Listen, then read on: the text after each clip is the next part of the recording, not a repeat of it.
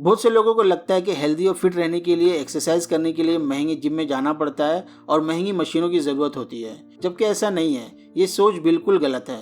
आप खुद ही सोचो, अगर ऐसा होता तो आज से 100 साल पहले के लोग अनफिट होते, क्योंकि उस वक्त ना ही जिम जाने का कोई कॉन्सेप्ट था और ना ही एक्सरसाइज करने के लिए कोई मशीन थी। फिर भी हम देखते हैं कि पहले के लोग आज के लोगों से कहीं ज़्यादा हेल्दी और फिट होते हैं। राज क्या था? तो देखो, राज था वो लोग बहुत ज़्यादा पैदल चलते थे, क्योंकि उस वक्त गाड़ियाँ भी कम होती थी, तो चलना उनकी मजबूरी भी थी। ना चाहते हुए भी उन्हें पैदल चलना पड़ता था।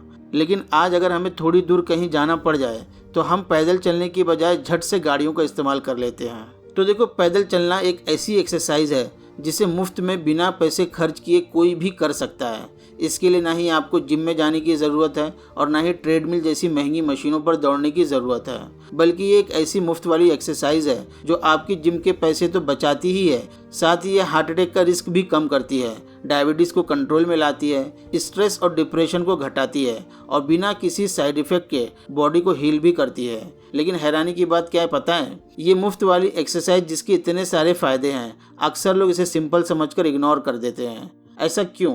क्योंकि ये मुफ्त वाली एक्सरसाइज है और मुफ्त में जो चीज़ मिलती है अक्सर लोगों को उसकी कदर नहीं होती।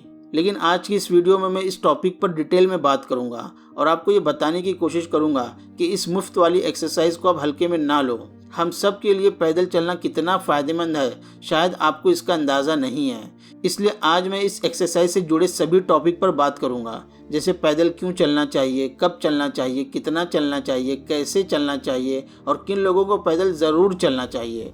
इस वीडियो को देखने के बाद मुझे उम्मीद है पैदल चलने से जुड़ी आपको पूरी जानकारी मिल जाएगी और उसके बाद आपको इस टॉपिक पर कोई और वीडियो देखने की ज़रूरत शायद ना पड़े। तो सबसे पहले समझते हैं पैदल क्यों चलना चाहिए और इससे हमको क्या फ़ायदे मिल सकते हैं।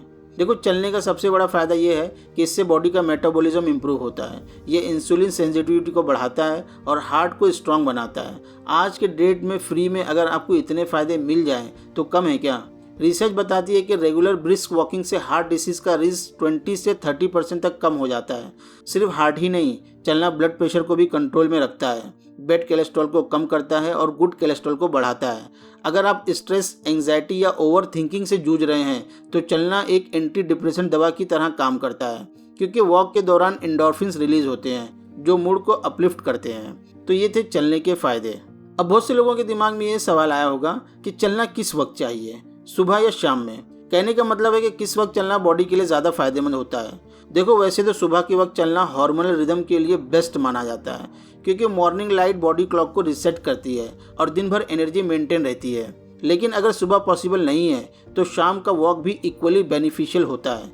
स्पेशली डिनर के बाद हल्का सा चलना डाइजेशन इंप्रूव करता है और ब्लड शुगर स्पाइक्स को कंट्रोल करता है।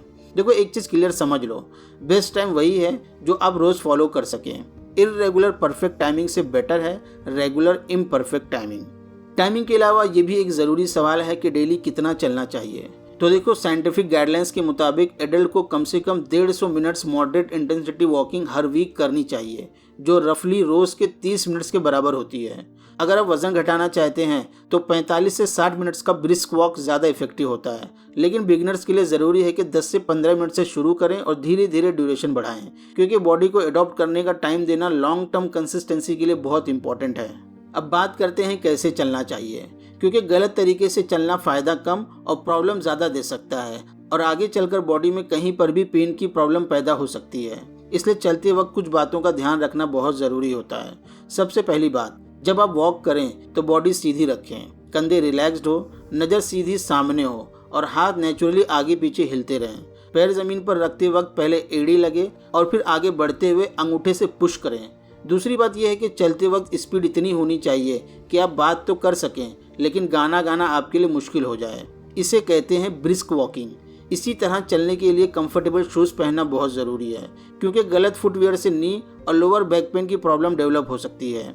अगर मुमकिन हो तो रोज़ाना थोड़ी देर ही सही घास या बुरबुरी मिट्टी पर भी नंगे पैर चल लो, इससे आँखों को बहुत ज़्यादा फ़ायदा होता है।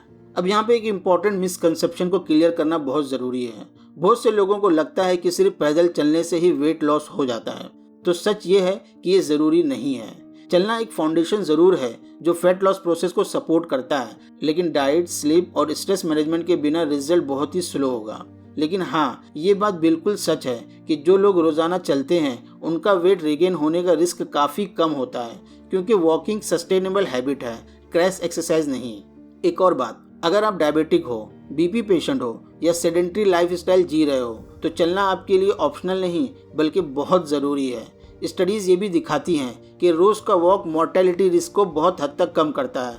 मतलब सिंपल शब्दों में, चलने वाले लोगों की उम्र लंबी होती है और ऐसे लोग ज़्यादा हेल्दी और ज़्यादा एक्टिव लाइफ जीते हैं। और सबसे बड़ी बात, चलना वो एक्सरसाइज है जो हर एज ग्रुप के लिए सेफ और एक्सेसिबल है। अब मैं आपको एक सीधी बात बोलूँगा, अगर आप हेल्थ के लिए सप्लीमेंट्स, फैंसी इक्विपमेंट या कॉम्प्लिकेटेड वर्कआउट प्लान्स पर भरोसा कर रहे हो लेकिन चलने को इग्नोर कर रहे हो तो याद रखो, आप बेसिक को मिस कर रहे हो। देखो, चलना कोई छोटी चीज़ नहीं है, ये हेल्थ का बैकबोन है। आज अगर आप पैदल नहीं चलोगे तो एक ना एक दिन बॉडी आपसे चलने का हिसाब ज़रूर मांगेगी। तो दोस्तों, इस वीडियो का मैसेज सिंपल है, अगर आप लंबी उम्र के साथ साथ हेल्दी रहना चाहते हो तो आज से ही चलना शुरू कर दो। चाहे कम टाइम के लिए ही हो, लेकिन रोज़ाना वॉक करो। जाने से पहले अपना अंगूठा लाइक और शेयर पर दबा कर जाना। मिलते हैं अगली वीडियो में किसी और टॉपिक पर। तब तक के लिए अल्लाह हाफिज़।